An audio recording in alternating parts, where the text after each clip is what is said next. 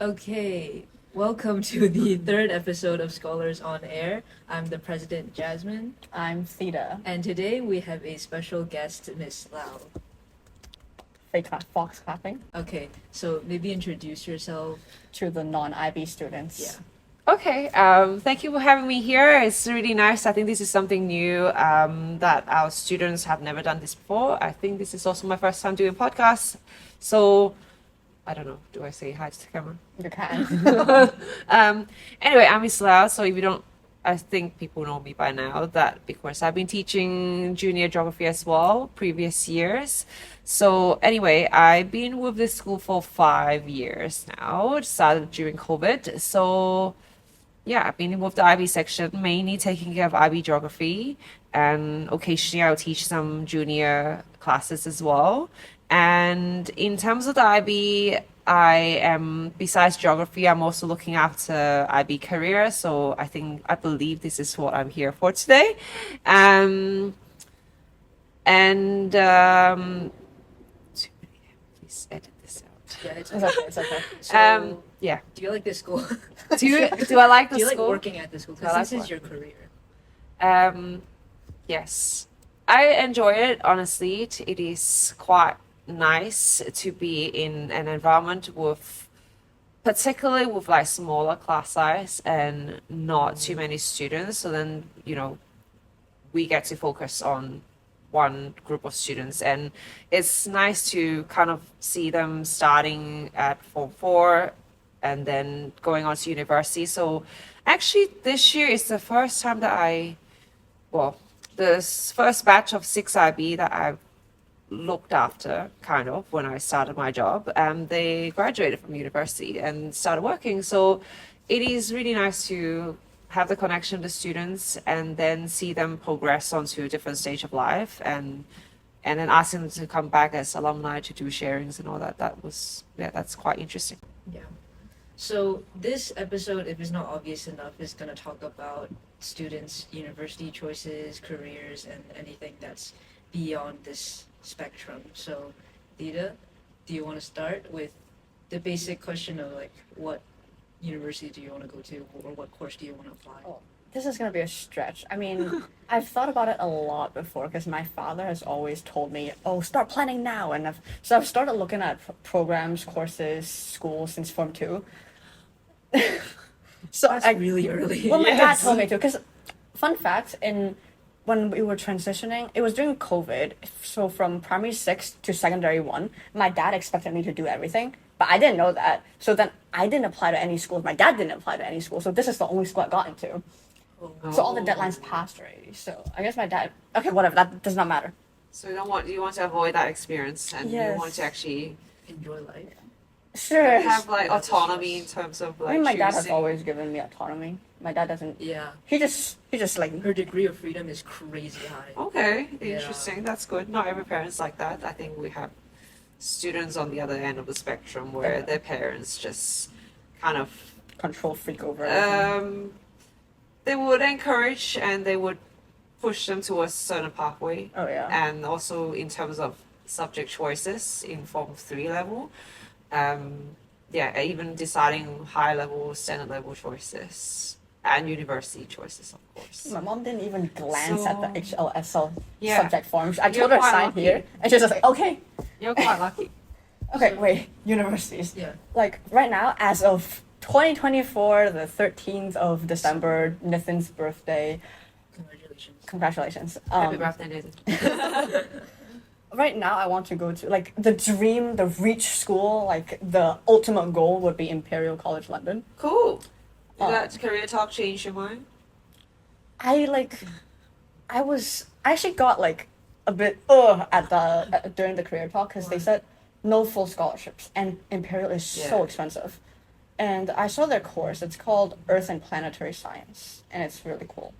But I was also kind of like reluctant, like I was hesitant to go like all in on that course because I was scared that I would not be able to find a career with that course. Unemployment. Yes, Yeah. I'm so scared of that. So then Yes. Yeah. I also looked at aerospace engineering That's what you wanted courses to do when back you then. first Yeah, when you first first met me. met you, so I remember that. but because I don't do physics HL anymore, so there were like the schools I can go to definitely got cut down a lot. There's still some schools that don't require physics HL, but they're certainly not the best schools. Yeah. What about you? Future veteran? No, not veteran. Veteran? I You mean I'm gonna go to war? I can never differentiate the difference. Anyways. So, like, I High actually achiever. did not. I actually didn't really decide on what I wanted to do because, to be very honest, I don't have a passion for anything. That's okay. I mean, not everyone knows what they want to do straight away. I think this is a very common problem. Yeah, like And- it's expected for kids to know early on what they want to do, but sometimes I just float around in this world. I'm just a particle. So yeah, but I kind of really liked learning about animals a lot with biology as well. And because I wanted to have a high salary, I just decided to do that. Cool. I should have That's- planned It's that. very Fine. shallow. Too. That's fine too. I think in terms of career, there's two type of people on two ends of the spectrum, and then there's majority people like in between, kind of like your statistic bell curve. You've done that in math. Not yet. We're gonna learn that two 7 months tail away, and yeah. then the one in the The middle. normal distribution. Yes, the normal distribution curve. So I think it's quite rare to have people that know what they want, Jason Ho. but or people, most people don't really know what they want. Some people either don't care at all, they're happy with anything. That's also quite rare. And then some people are like, this is what I want, this is how I'm gonna get there, and they have a really long, some people are really good at long-term planning and they have like long-term goal, and that's fine too. I think either way you work out. So We have a question for you. I don't know whether Jasmine did this, but last year during Form 4, someone found your LinkedIn and went through your like education Yeah. column. So you studied in Australia Mhm. and then you became a geologist in Australia. Wanna take us through how you knew you wanted to be a geologist and how did you like decide that I'm gonna stop being that, I'm gonna become a teacher next? Yeah, so I think a lot of this, my personal experiences, I definitely not the type of people who have a clear goal back in your age, like this is what I'm gonna do. I think it's something more in line with what Jasmine's like. You kind of know what you like, what you don't like. Like I know I like geography, and I know I don't like dealing with animals or people. So that ruled out like half the, although ironic because now I'm dealing with people. But yeah, I like my environmental. I think I always wanted to do like environmental science or anything related to that. So geology was something I discovered like during university. So I think again, like I said, I think a lot of the time you discover things as you're going through first year courses because they make you do a variety of courses under that faculty. So I think that's also why a lot of university you don't need to declare a major until year 2, and that happens with like business program as well. So then you get exposed to a little bit of everything, and then you can decide what you want to major in. So I think that's pretty much like what happened to me through doing my first year courses. Then I figured out, okay, this is what I enjoy. And then at that point in time, that was also something that makes money. So it's kind of like check to the box. It's like, okay, you get to do what you're passionate in, but it also pays the bill. So it's like, okay, well, this is the direction I'm going into. Except that didn't quite work out, as in, by the time I finished university, well, back then the mining job was a boom. So everyone was getting a job like so easy. There was like so many jobs around. But by the time I graduated, it was like, okay, the market was not as good as before. So that wasn't as smooth getting into a job. I still managed to get a job as a geologist, work for a while. And then I realized it was not just the job, because there's like the lifestyle as well, and like the whole working environment and all that. So that didn't, I think that I started in Australia, then I came to Hong Kong, and then I realized, okay, I didn't want to stuck into this aspect as in a career for life. I was with an engineering company, and they work because we need to work on site. I mean, maybe I think when you rise up the rank, you eventually don't need to, but starting off as juniors, you always have to work on site. And the construction site work on Saturday as well. I think that's a big thing that ticked me off. It's like I have to work on every Saturday, so it's like Monday to Saturday, and that is a lifestyle for that kind of job. Or I think most other company also has the same issue, but may or may not be every Saturday. But anyway, so and then the kind of people, the environment you're working with. So I decided, okay, well, I wanted to try something else. So anyway, it was through like part-time jobs and all this that I've done that I realized, okay, I'm actually quite good at teaching. So I think, so then I did a course, I did the teaching diploma. Um, and then I went and looked for jobs, started from the bottom, which is not easy. I think that is one thing that when you're changing career, it's like a big step back. So you're not moving forward, you're taking a step back. And then, yeah, anyway, so that's pretty much how I kind of changed because I realized, okay, I've tried, done it, got a few years experience. No, this is not for me. Um, Figure out what I'm good at through part-time job. I was doing like tutoring, part-time teachings, that kind of thing. So I kind of figured, okay, this is actually what I'm good at and I enjoy. And combining the two will be teaching geography. So yeah, pretty much. And then I think this is it for now, Yeah. at least. I think your story has highlighted the aspect of ambiguity in careers Yeah. because like it can be really unstable. But that's the thing that I'm kind of scared of, instability. That's why I chose a career which has like a higher average salary.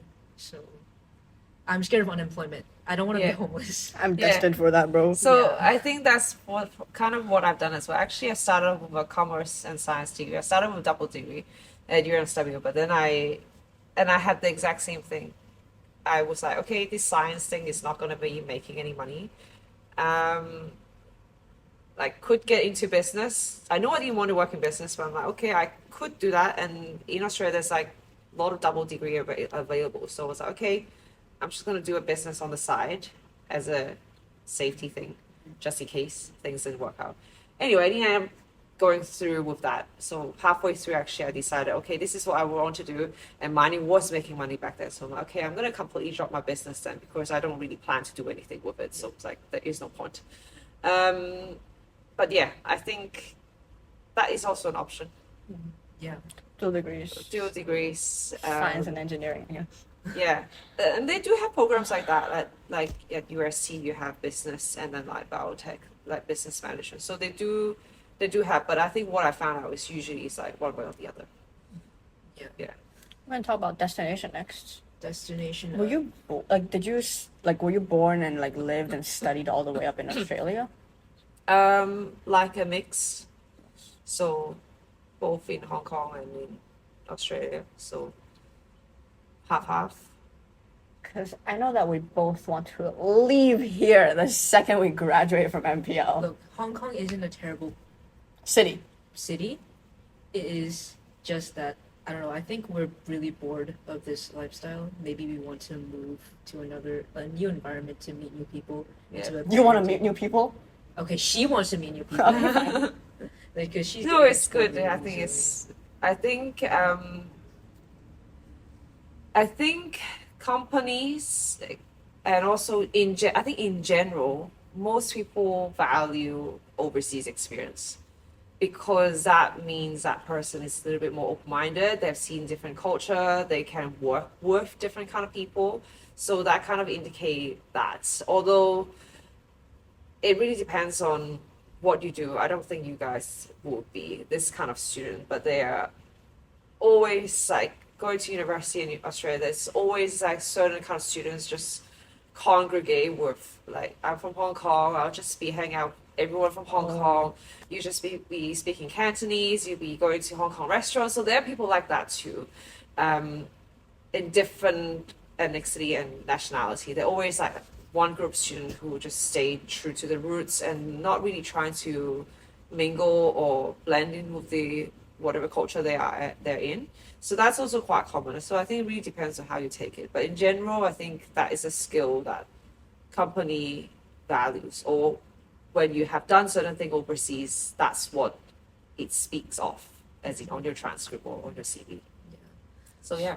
Maybe we should move on to like barriers. So for example, Financial. the biggest barrier that I think both of us experience is financial barriers, because the fees at the universities that we want to go are quite high. I want to go to, like, my reach school is like University of Edinburgh. Yeah. Their vet school. Yeah. She wants to go to Imperial. Yeah. It's like, I think the last time I checked, £40,000 per year. It is expensive. Same for UK is so expensive for International kids. international students. That is inevitable.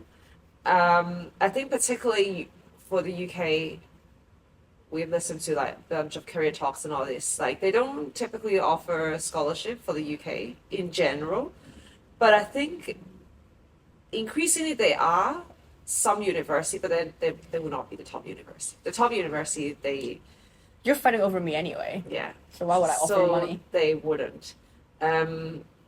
But they're the Hong Kong side.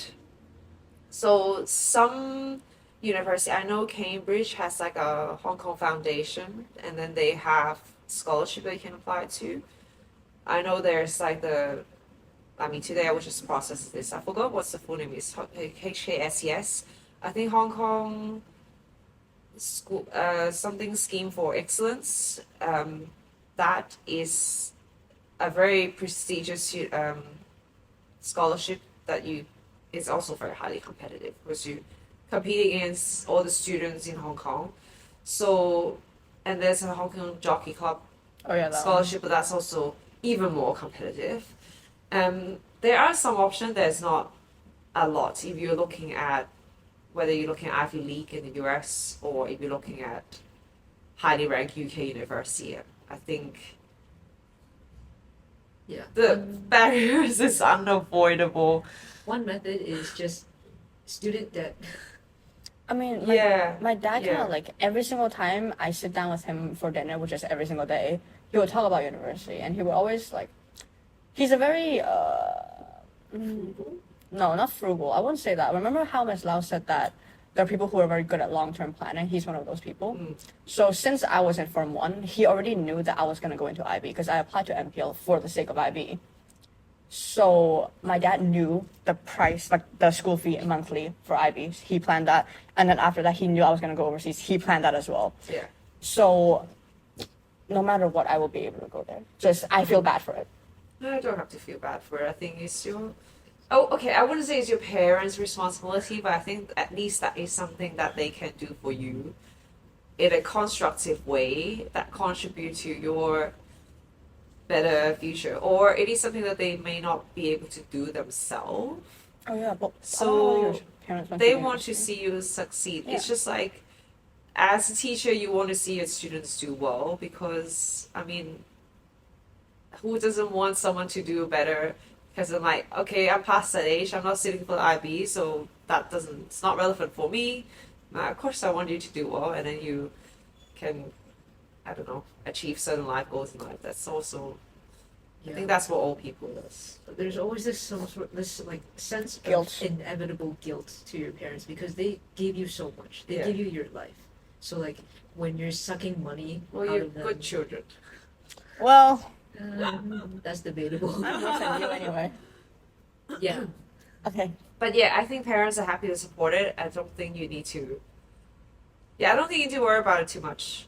My mom always like, I won't say they argue, but my dad is always like very insistent on me leaving Hong Kong, and my mother's always like, no, don't leave Hong Kong, it's so expensive there. Yeah, Because my it's- mother is really scared of turning like broke. So my mom always like, no, just stay in Hong Kong, so much cheaper. So then I'm kind of like stuck. Like I want to go to overseas, but then my dad's like, yeah, go. But then my mom's like, no, don't go. So I don't know what to do. This Oh, You can is decide later. Yeah. Let's Yeah. move on to you. I know you want to go to Edinburgh in Scotland. We've encountered a lot of different schemes in order to supply us financially to go there. Her family considered sending her there to get a permanent residence Cool.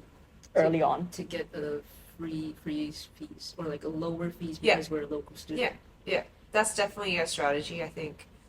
I mean, if I were in your parents' position, I would be thinking about that. It's half the price. Yeah, it is. And if I were you, I'd say yes.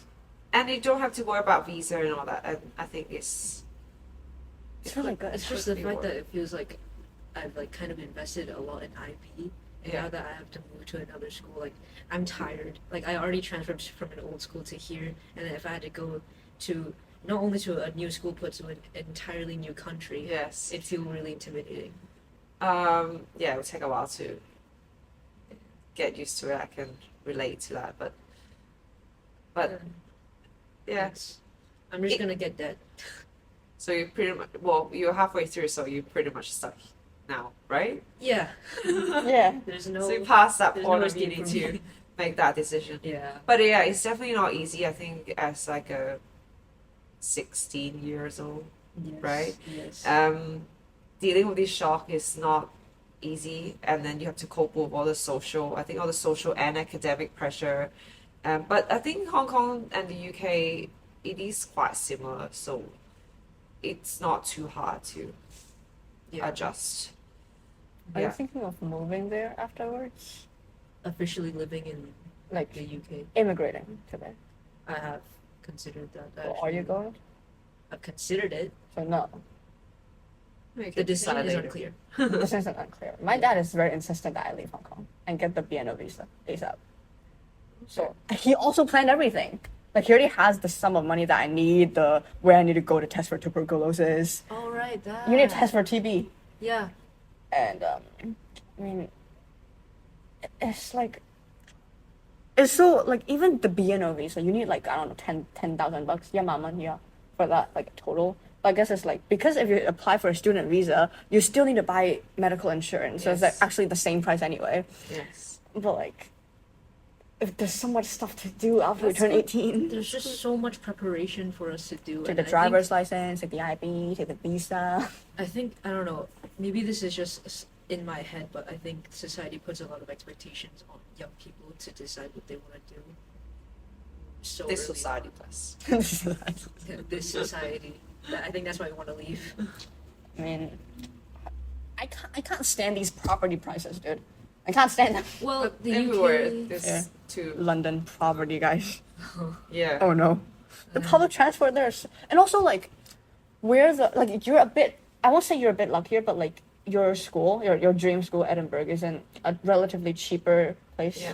Yeah. London, dude, I'm gonna go broke just trying to afford bread to eat. Bro, you're gonna be London living is on expensive. streets. London is. Imperial plus the living cost, dude. You just be cooking a lot. Yeah, I'm I fine mean, with you know how to cook, so I think it's fine. I For the like- people who don't know how to cook, it's unfortunate. Yep. They can't even make cup noodles because they don't know how to make cup noodles. They don't know how to use a microwave. Aye, Mm, it's fine. Anyways. yeah. But yeah. So maybe let's move on to something that I guess we're a little bit more familiar with, which is grades. I mean, What Fun. What about grades? it's not really that fun. I Yeah. mean, The stress. I think we both have high expectations for ourselves in the academic aspects, Mm-hmm. and we want to achieve at least 40 something. Mm-hmm. So the pressure is very high, and I think for me, there's a lot of fear and anxiety of being rejected. I think you also have that. Rejected by who? Universities? Yes. Well, I'm reaching for Imperial. It's kind of like a given that I'm rejected. You never know. But at least like the subjects I'm aiming for is a bit like less competitive compared to vet. You know, Yeah. I'm in danger.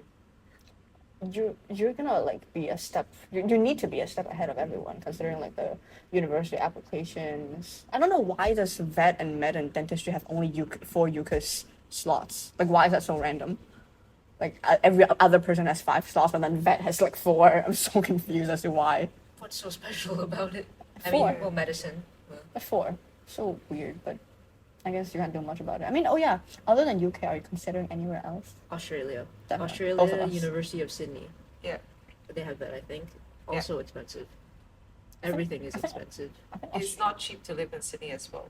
I think Sydney and Hong Kong is like 2 of the top ranking Oh, yeah. city for like the highest Australia. cost of living and housing prices. Go to Wollongong. Weird name. So yeah, but I think it's can be a little bit cheaper than UK. I I'm not think sure. Sydney's generous. I'm not sure how it compares anymore. I haven't been to London for a while, but Yeah. I remember it being expensive, like groceries being I'm expensive. scared of Australia because of their Spiders. snakes. No, Their you won't venomous get snake. I that think in they Sydney. Oh, really? they home the most the most poisonous snake ever, and they just have like anti-venom policies. That will be. Yeah, you won't have Snakes are that fine. in the city, so I'm scared of you'll be spiders fine. and insects. I'm fine with Oh yeah, those really big. Have you ever huntsman spiders. Those are encountered good. those really big insects? Spiders. Yeah. No, only in the rural area you get like I remember seeing really huge flies and they're really annoying, but they don't harm you. The goannas and all these things. Yes, they do have wildlife, but not not to the level that it will bother your daily life in the city area anyway. Yes, So yeah. not But really. Even in suburbs, yeah, I've seen snakes around, but they were not the venomous one. Only if you go to like rural area or the out. Have you seen snakes in Hong Kong before? No, Yeah. but You haven't? I've seen a lot of cockroaches, a lot of small lizards. I've seen lizard corpses in my house. Oh yeah, real. Yeah. I mean, I used to live in Xiangshan, right? Yeah, And there were snakes everywhere. When I like walk the dog, I would see a snake. I would Yeah. just hear it. there are snakes around in Hong Kong too. So You don't know. I don't think I've ever actually encountered a snake in real life. They're cool. They're really cool. I love them. you do. I love Oh, snakes. she always shows me videos and pictures. She just sends me pictures randomly, and then oh my god, look how cute this I think snake is. my friend there's a Facebook page on snakes, Hong Kong snakes or whatever it's called, I think. And people take photos and then like a community would like help to identify what kind of snake it is. And my hiking friend look at it quite often. So I had a very elaborate plan when I was in P4 that I would steal a snake off the side of the road, and I had like a box, and I was like, okay, I'll use paper towels. I have a little tub for water Poke and some holes in it. poke some holes in it. It was like the box was already kind of broken, so like there was already inbuilt holes. Wait, no, we're not talking about snakes. We're talking about universities. Anyways, So yeah, I think let's see. For interviews, you really should stand out. It's quite hard to do that when the competition you're is so competing high. with the entire world. Yeah. How am I Yeah. gonna stand out? How did you do I that? didn't have to do much interview, so I don't have any personal experience to relate that to. But I think it's all. I think you have to have your personal character and your academic knowledge. I mean, there's some Form 6 students just were showing me the interview questions, so the academic component is definitely there, and it's like being asked question on the spot. How do you solve a problem? So scenario based question, I think that's quite common, and then it's just they want to see your personality. I don't know. It's hard to phrase it, but it's just like how you did your IB interview. No. I did her IB interview. Yeah, she said Um, you were really intimidating. You kind of can tell the person. I don't know. It's like you can tell the personality by What was your like impression of me? their response. I think Theta was really nervous. She was just like I was she was so just She like was nervous keep because talking and talking and talking. I'm like okay. because well. I asked Boomy And I like think that's her because she was really nervous. So it that's was why my she kept first talking, interview in my talking. entire life, and like Ms. Rose was just like asking me questions really kindly, and like there's this teacher next to me next to her that's just typing vigorously on the computer. It was so nervous. What does she have to type? What was happening? What like I'm just like I asked Boomy. What do they ask you during the IB interview? What should I say? And she told me, just have a really long self-introduction that shows off your 10 IB learner profiles. So that was my goal. I wrote a really long script that showed off my 10 IB learner profiles. So that was why I yapped on for so long. That's cool. Did you have an interview? Yeah, I did. stuff. Yeah, Yeah, I did, but I probably don't will think miss you. it was only with Yeah. Miss Lau, and I did not really expect that I would be accepted because I did not really prepare that much. Because I actually prepared for another school prior, and my dad just told me to do this school as a backup. Yeah, okay. But She got into the other school, by the way. Oh, yeah. it shows here. Somehow. Yeah, I did not even know what IB was back then. Okay. So when she asked me, so why did you choose IB? I was like, I don't really know. Yeah, but I think that's the thing. Like I didn't. Like only after being like having the experience of like interviewing, even just like IB interviews, as in being the interviewer, you kind of know that how it feels. So I would imagine that's what university interview also kind of feels, as in they know what they want, and they can tell the difference by interacting with different people. So yeah, it's hard, I think, as a student to really know how to impress them. There's so many people give you different advice and people tell you like this, that. But I think you just have to be confident and knowledgeable at the same time and prepared. Yeah. Like be prepared, like do understand what university you're applying to. If you know who you're speaking to, get to know that person, know your courses, be prepared. They're going to ask you any academic questions. There's really, yeah. I mean, there are also options outside. You can pay. They charge Oh, they exorbitant They amounts charge for interviews. for interview. There's like it's like tutoring agency, right? So there's also that agency that helps you to get into like Oxbridge, that kind of thing, and then they charge lots for you to help you with your personal statement, to help you to prepare an interview. So there are consultants agencies out there that Athena Education, if you're. does this if you're kind of at- thing. And And I believe I don't know, like I don't have the personal experience, but I think they must be quite knowledgeable because of the amount of students they deal with. They must have like certain amount of successful case. So through that, they would then figure out, okay, what is the success formula, so they can kind of work backwards. So I think there are options like that too, but I know they're not cheap. They're talking about 5 digits or 5 thousands. digits. for just paying for their help. They're training you how to deal with Yeah, interviews. yeah, and then I know like some people who really set the eye on Oxbridge, they start quite young too. So That's It kind of is- depressing.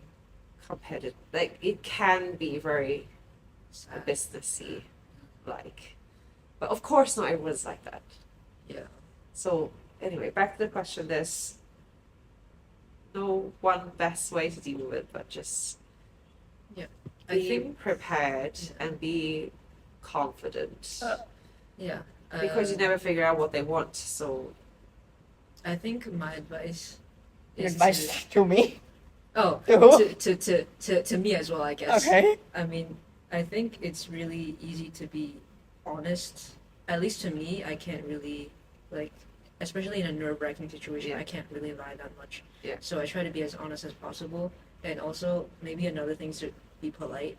Yeah. When you knock on the door, greet them, Yeah. smile. definitely Your for the UK awkward smile. universities. Yeah, my yes. awkward smile. Uh-huh. So yeah, so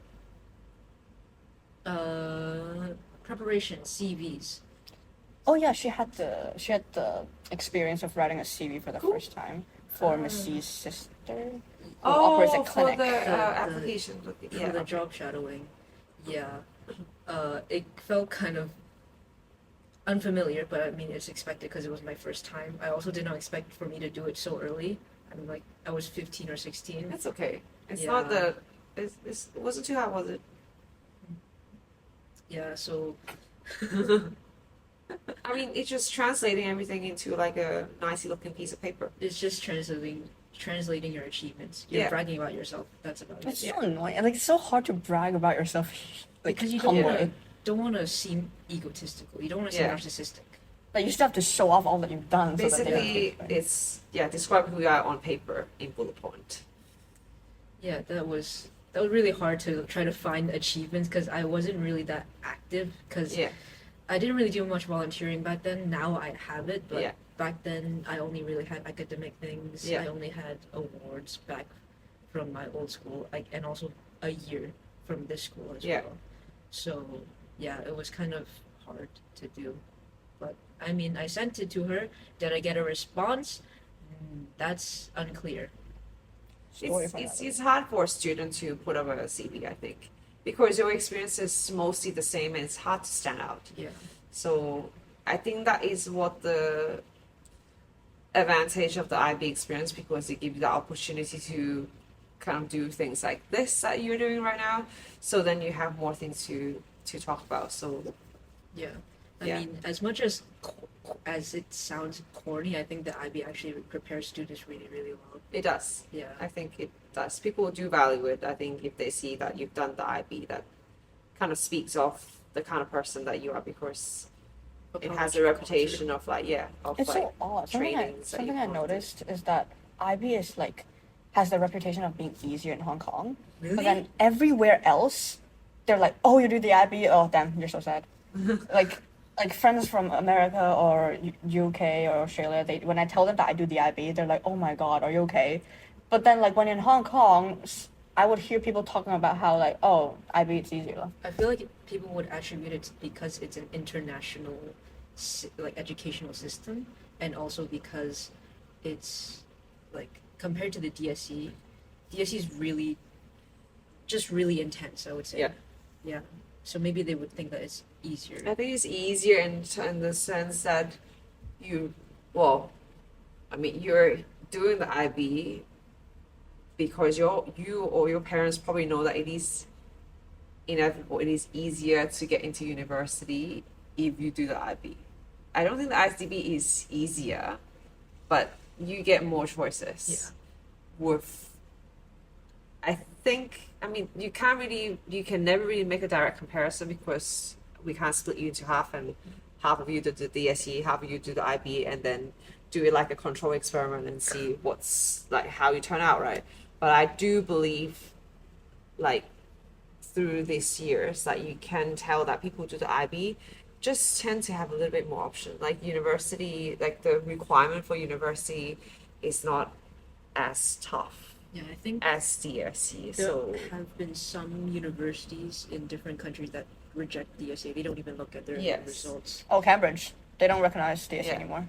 So, I mean, yeah, these are recent change, but I think even with the same student, I think even if they're not doing so well in the IB, they will still have more choices than if they have done the DSC. So I think that's what people mean, that it is easier because it is easier to get into university Yeah.